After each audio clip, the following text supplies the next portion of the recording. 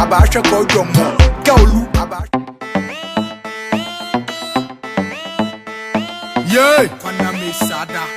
ekoso asodi abodi abofra only the strongest survive the young toro the one born mother would do hu yaboro na asim koma ye jo wosoro na bakrom na nya hode a wudi boro me asodi abodi abofra me hwehwe te se nhrawa before no boss bi a wakakra na bakrom ni wanda wuni sika gode inde boss watching na dambo ni wo street enti ni hu obi amobo na nu dem wachi okoto na mi hu geto edufu na mobo me say me be ya ma wesu nikta master plan into me lusu where your demo benyu oni mensusu that's nya mi shawa e anu abosusu be senior artist bolo ni be senior artist be senior artist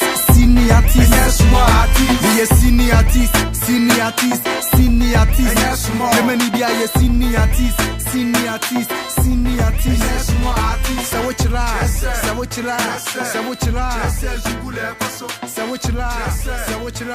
so what you let you pump action men you say only ya me what my motivation Use tap send. No fee mobile money transfer. Eye easy, eye convenient, eye fast. And sounds so free. Me discover ye map him. Tap send. Intienne. Also download the tap send app no ever mobile phone so free. Na first ka komo abusuya for Ghana fa na nyina. Tap send. Papa no. Abusiami mo bibia kwa ba Edeba Adepa TV so Adepa ShowBiz ene nipa yenya no ha no se no oba beka anwumto challenges a ewom na afa insem bebre neema ebinum epusi omo ama omu free eye wiase nwom ahu eba eye gospel abranti ene no eba betwetwe enkomoyi eye ade a na e kan se wiase nwom pa ade na obobi ye pa na sisi ade wasesa afri wiase nwom ho ede aba eye nyame nwom eno ne ato ache no ha ye ne no eba bedi enkomo ewa ha nti abusua bo modia fo wani edi eye Adepa TV echi na hwe ora ma wakwa baba Adepa TV so yenua bibi aboko de erade adom odi nu kraye fianko o edi na se hye nsen fianko ye din ayede to mi fifie oh okay bambra me yendum ne de ne frem zungula yeah o ye den ni me yekuapimni yeah oh okay me latte oh okay okay ya twetwe nkomo ebi sese eba ne sen na wo free eye wiase nwum eba eye nyamenwum unse na ye ntiase se erade bonye Edeba asase wesi yembe somo no na opa o mu ndwontofo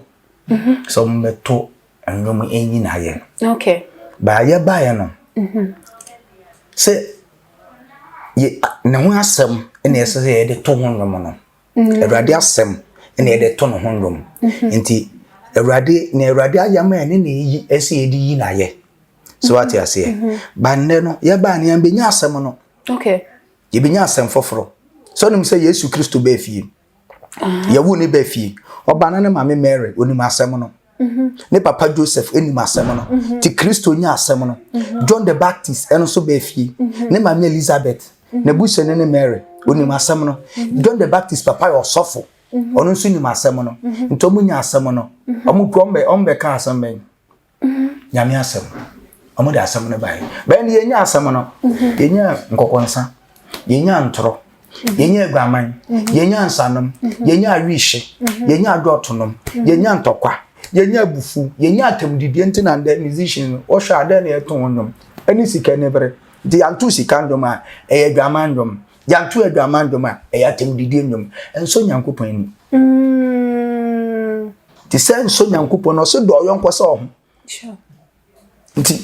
o hwa wiase ndom ya nyankopon ndom enzi unim se wiase ndom enye nyankopon ndom ya de na obo wiase wo se na minim wo se ye honhom oye honhom ye honhom na be tena wo mu no okay ene na e fa wo so kasase kasa nyina ye honhom bacho kasa no mu o se wiase ndom enye yegide bi enso nyankopon kra ni ede na ma wiase ndom enye if the message e ba ni tie nyankopon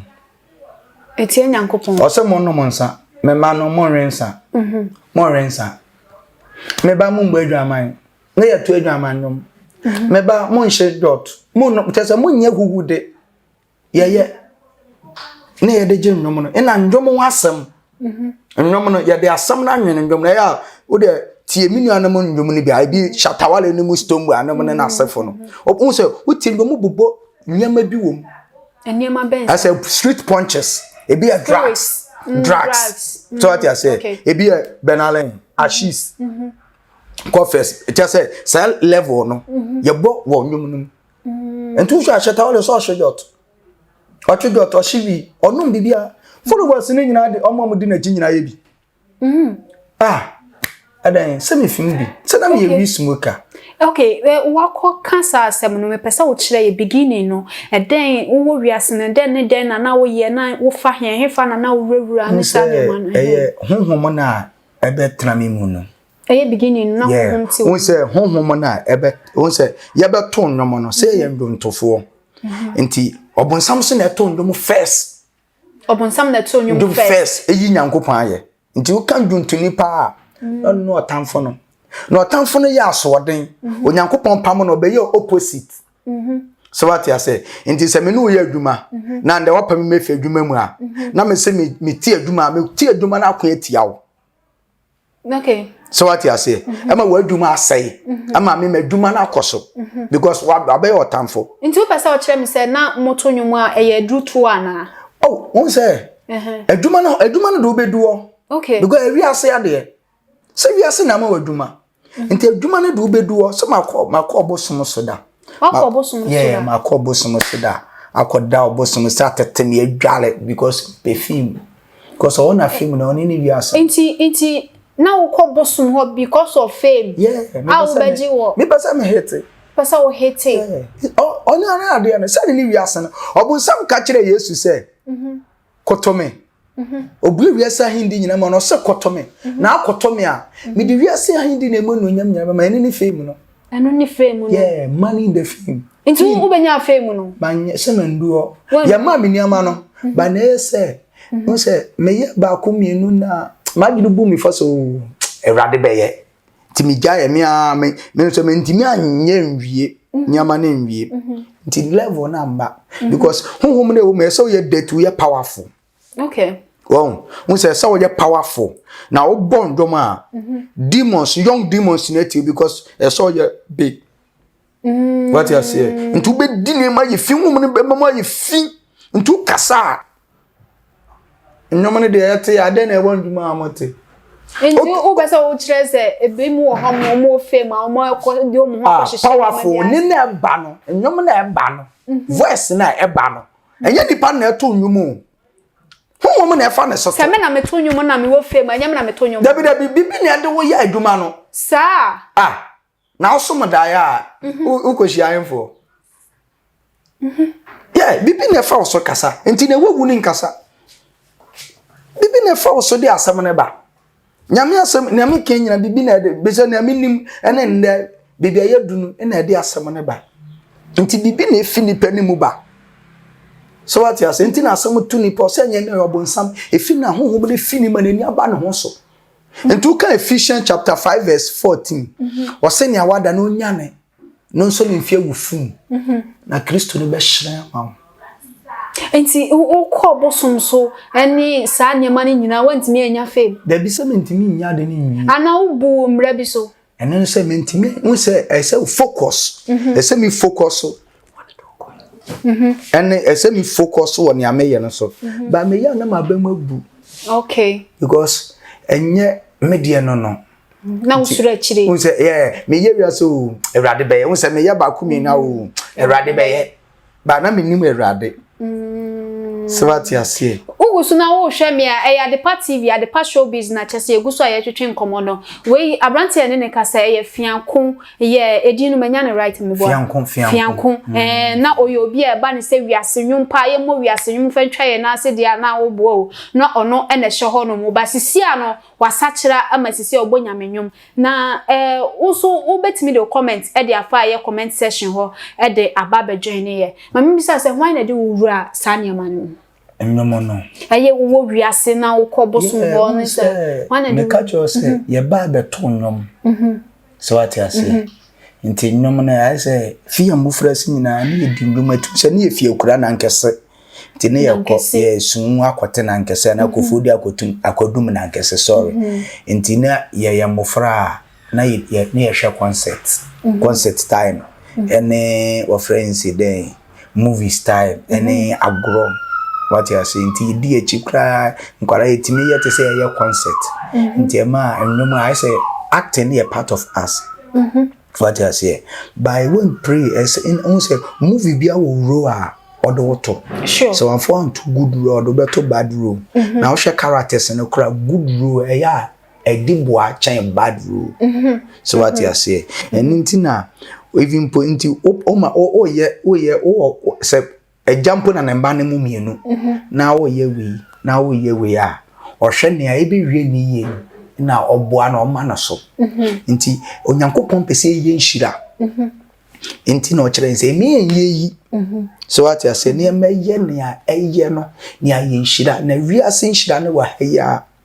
nti ne mu ye nya na asem anton nwom no otamfo no bowura mu e be man ya asem nti na yetimi tu wi asem ndo because honhom no asem na ye je ne ye honhom ani na adwamambo nti wo sha nwom na adwamam na ye to I love you no ba hye pioto yeah enso Bible say do yonko se ho me do a enya me no me afewa no me no be dane odo nti ka sa o kire me se e ma no mo hye pioto wo video mu no mo danda wo mo bubu mo pane ade nyina ho Yesu Kristo eji obare ma no me no madare no mo ye dwamam fo mo yi pioto ni na echi enti ade na ye nuanom ye nuanom unia ne so ba no o video sanka o kenya sasam a obe unia be yi pioto obe yi no wa hye pioto wo so ne ton eye nkwase adum ti okay Amos chapter 6 verse 5 wose woto ehuhundum de yi senkua no nti ehuhundum ba yan de honhom na enam mo so to ndum na ba yan de wow nti uwo namfo bia na oni omo wo sa niema ne mu se ebe kobosum ho ebe ko we unse me ana me se me unse ye powerful okay yeah unse ready leader what you say we powerful one na ya wa de me obi mbom pai ma me me need to say you say osofu panyini or me spiritual father bia no me powerful because ready me powerful nti me na me tu anamo se me pese me se honhom na na do beko nti honhom ne betina omu na wan kasa obepusu ye ofa obetima yewi won se o de fa say situation bi a ohun achew ne na manyina akoda obo se o te osana bibi no kasa na o kire o na o wadamfu ya o ya fraud onfa ebe si Yesu time Yesu ye fasting ye na obon samba na nchen se oni nyankopon ba na kasa na obon nda na abodu na komedi Yesu pa na Yesu si obon sam se enya abodu nkoso no nipa na betena se na mu asembele fi nyankopon anum so Bible say Yesu de ni bura krokronkronim edi ni kogina asode da na tifi na ka kire nse so oni nyankopon ba na to wotwene fam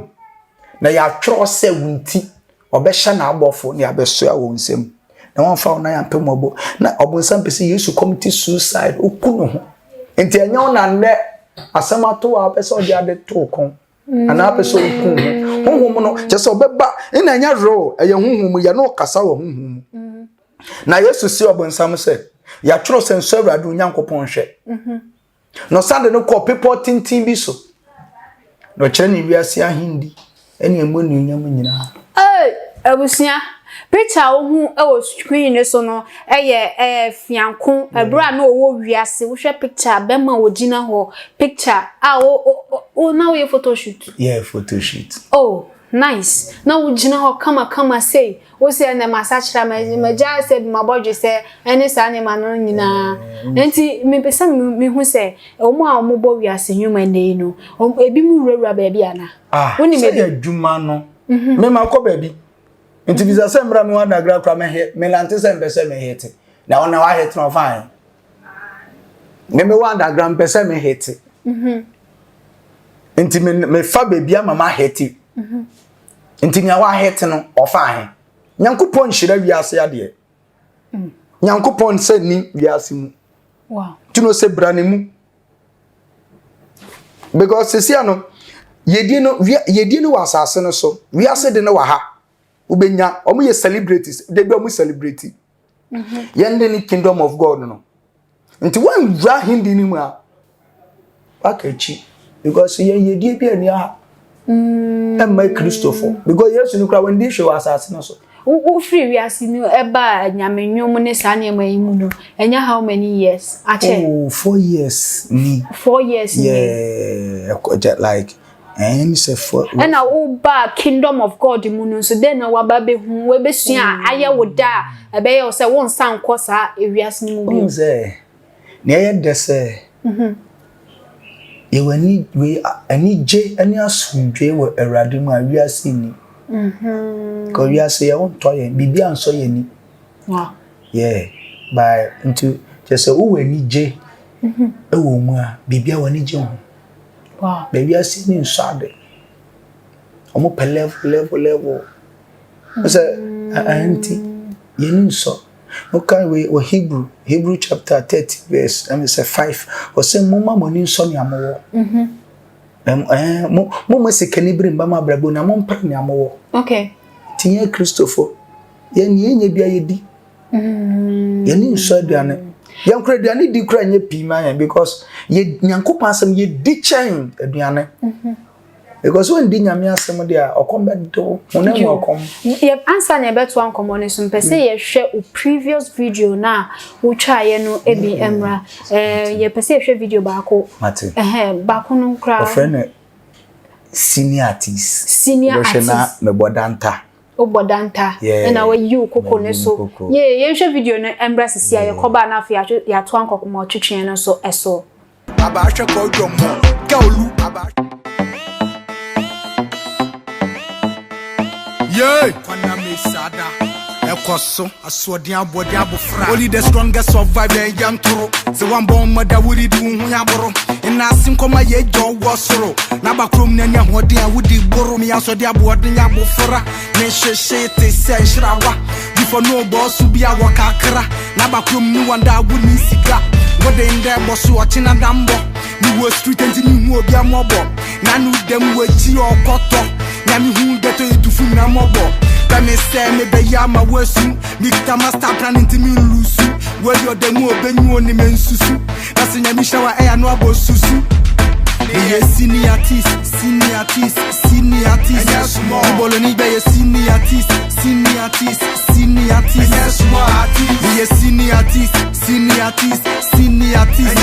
the many be ye senior artist say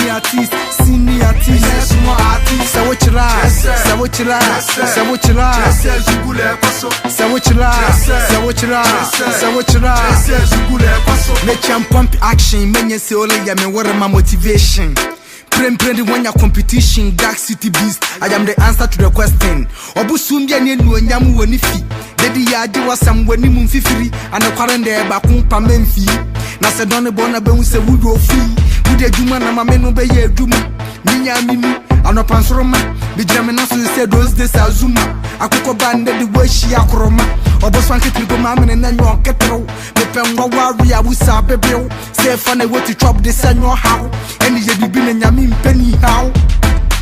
senior artist bolo ni be ye senior artist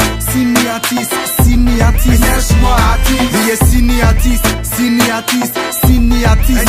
the many be ye senior artist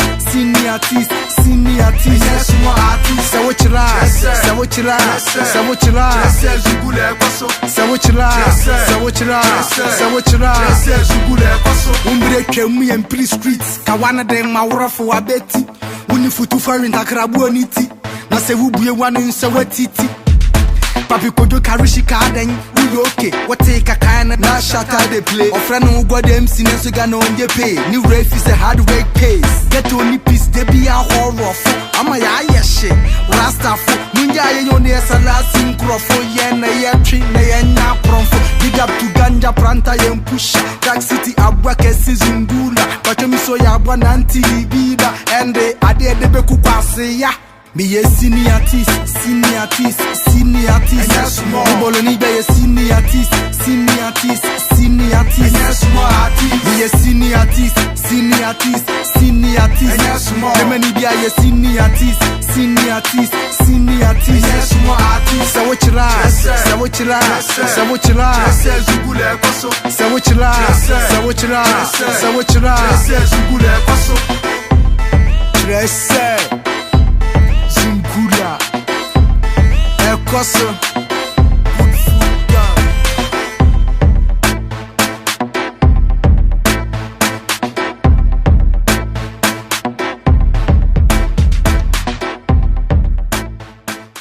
Nice. Wow, share enwum na asene wo ye enwum no se ehete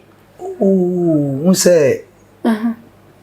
yetimi de be to TV so and a parts e promote to parts kakra because na e hot okay na e den na e anthem pa even kra me kwa busu kan foforo no me boy na na eche say senior artist because na e kobolo anthem okay yeah unse unim say bi mu so say picture na da na e ona da unzo mu da because unse erade mu na opposite so what you say say maintain erade nature so what you say me nim no say me yi age me yi ni nyina agu ene me tim ni nyina me bo sakula na obebo anase me jama na fu e ya de nti be jama na fu e ti be jama na fu oh nice ida meji anase me jama na fu because kwaye ye do ase ye ntwitwa so ada be jama na fu anase mo be do kwaye na fu ho na kokuja so be kase na wa do kwase ado yi nti wo wi ase no ne other artists ne yeah me nya akonya ni Kofi Kinata e record Lexo Lake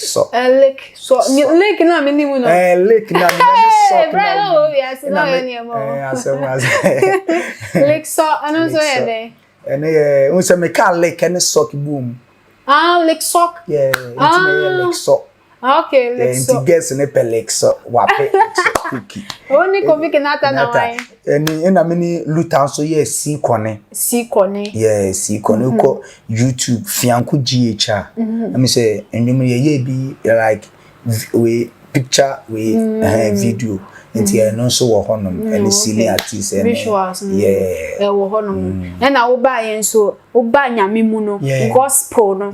wo bobo gospel ni be yeah my bobby sisi am abobe 7 tracks na na anthem eda so ye set me free and you the title no yen ko hwe set me free by fianko emra sisi ye koba na fe asan de nkomo twetwe no so asan de ataso e de amount yen komra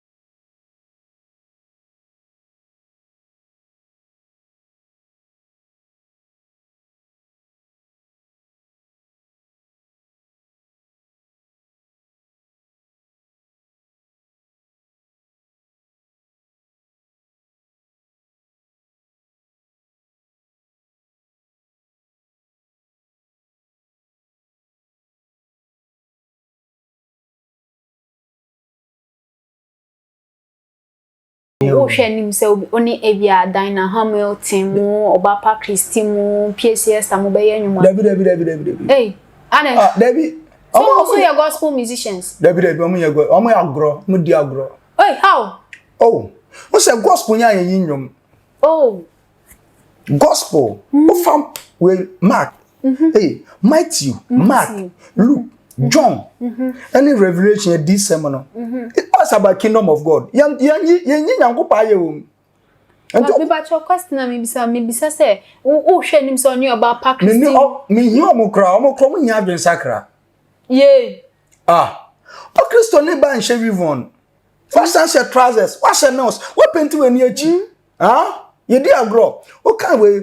First Timothy chapter 2 verse 9 to 10 o se mbia ensha tare a esse no mfa eni a ewuade eni adwurumetew nkeka mo ho enye mesawo ye fashion hairstyle wow mesawo ana henepa ana ntale a ewo bom ne mo ndwuma pa esse mbia yeyi wonyamesum kirem ntu shomo se omo ni omo ye ne esse efinyamimu omo yesika gwom kotokun wow tupa trese enwuma omubo nyina no eyesika omo pe cash enya gospel eno nya gospel nti omumu bia banso so bia opese o feature fianko e woni ade wasakra ansa na waji atu azone ma ya nyom because bible no na ede be ya nyom yanko fa David say Sam na ba omunyum so omubo no so mostly na omu quote free bible mu who say bible no who say apamdeda no different thing okay so what you say what kind we offering see them Genesis chapter 49 verse 10 tama Judah ishira na mba no Jacob sorry ishira na mba no Judah ono na oye ade no ono na se na David fi abedu Christ by ohye no nkom se ohira ne se Judah ahene poma ne mfi nsam embrashan poma ne mfi unantem edi kosi se esu sudifo a aman be ye oseti amana no beba to know your Christ esu sudifo aman amanyu enyo aman be ye oseti amana no beba eye Kristo wow ina wo kan Deuteronomy chapter 18 verse 15 we Moses anum asem osi odifo a ofumi mu oye mu nuanom te se me ina Awurade Onyankopɔ be ma no srama mo ono na mo ntie no enti difo no mo be ni nyina obi anya nsenkyere ne se Moses ba Yesu Kristo nsenkyere no so che ina praise the Lord praise the Lord praise the Lord nti odifo ya ka na asem no enti uja Yesu wan asem ka na koto sama David a o kronfo wow ma ye tie nsem bi ho ha no mu say yo but me wo question bi a maybe sao but me pese ahwefo eti ase say so wo Europe na pese o send this car every ho e de ba aye Ghana easy way abefa so nyina nse obekọ ye Google Play Store na say App Store no wa download the app no tap send o download dia ye be bisa so wo promo code no abo Adepa TV e de ahye ho obo Adepa TV e hye ho wi a ye be cho £5 and say €5 sefa nti bomodin na tap send no the ho dance e fa kire unua no ntimi send this car every eye UK Germany baby owo bia no fambra eye Ghana eno no commission bia ni ho free of charge nti bomodin tap send nkwa na betimi aye sade we dia ma mpese mi hu bibi se wo wiase na wo bo wiase nwom no eye Lexoc ne sa na ma yakaka ho mpese mu se eno no any gospel no insusuye a edem like eba me say sikasem so ne ade ni nyina na sen na tie insusuye be ne dem ye gospel ye nya dwuma say ye pesika gospel no yeah and can gospel song gospel song because you send a message okay you send a message ama ahindi no tie ye kwakoji aketua e wa ahindi no okay embra Yesu tiase no ye ministry onamo evangelism work no skebi obenya bi odema ode me afo okay nti anka eyese anka ne ayenya no yedema yedi yemoburu ho na de se na Yesu de bo kwan ama na ho so what you say because nim so kwa kogina ketua e wa asase we so ko ye fi akwa ye mfa hwe nko nti wo se mu nhyehyɛ magya pade wo soro ti no no di kan hyehyɛ ne de ne wo soro because na ebe mu otima hyehyɛ magya pade wo soro so de me hiafo o de che na nda asase we so hiafo na abodamfo mo question bibi sa wa asasem na wo kan se wo sachira wo hu niema nyina wo se wo ton nti wo sachira ya no hu niema na ni hwe na wo ni hwe na so we nduru baby ya nduru baby asese mi so what you say nti wo se wo ton hu niema wo se nya wonya fi wiase no what you say wonti mi fa ma wiase back nti na ade betima ya na school be ye moburo hu na ade na se ne na wo hu na nye Unse menya ketua ewa adwuma nim because mendu bebia esese midu unse adene me ya mintimi nye what you say nti midu bebia me se Ewrade sa wo gimi amenam lo kwan so na me se Ewrade sa wo gimi a meto honnom nti okay and the giasem na to honnom te o ma me asem ne honhom na ebetan honhom konkrani na asem no nti ene na ende ere tonrom ama enuanom ne adofo enani ejanom ne asofo ne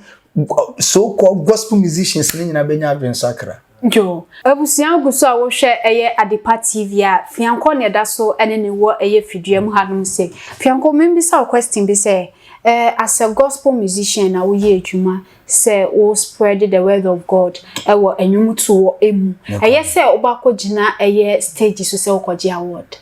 ana obeji award bi wo nwumto awoto unse award ye abasobode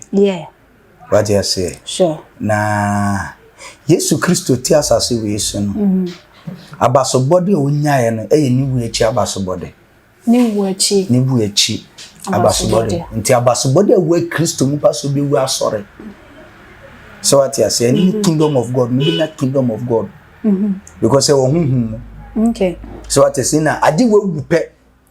ansa na obetimenya saade no nti me say obi ye award te say o ye bibi say ye mfa say Ghana Music Award so what you say now ukwa register so pa award there na say ye wiase so pa bibi wo wiase o gi wiase ade ona wa enye say o ya dan ye gospel music debi o gi award wo kingdom nim